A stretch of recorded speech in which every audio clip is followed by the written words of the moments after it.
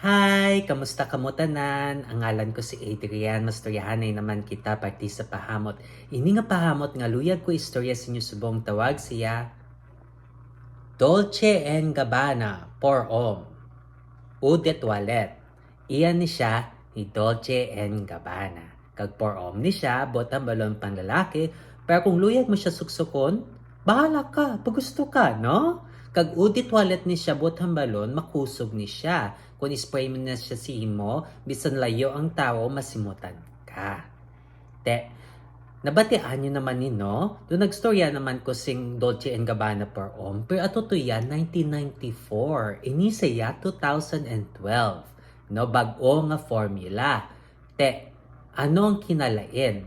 Bale, mas jutay ang nota, mas simple ang timpla, pero manami sa gyapon.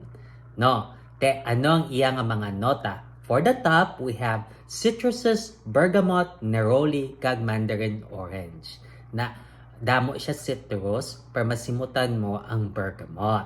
Na for the mid, we have lavender, sage, kag pepper. Baw, makusugid ang lavender. Masimutan mo gid ang lavender, no? Na kag for the base, we have tobacco, tongkabin, kag cedar. Na ang tobacco gahatag sa simpagkaswabe sa lavender. Pero hindi siya sado kakusog, no? Ang lavender ya, masimutan mo gid siya.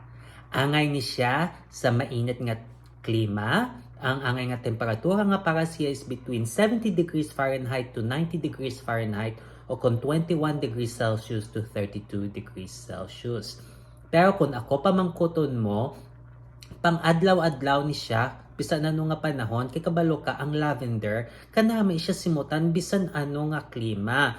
Pero kung mabugnaw, dugangan mo lang spray. Amo man lang na, no? Tapos pwede na siya dayon sa tugnaw. Na. Te, kung namian ka mo sini nga pahamot, pabalaan nyo lang ko. Kag kung may iban pa ka mo nga pahamot nga luyag istorya sa akon, ibilin lang sa comment section. Sa daso naman. Bye-bye.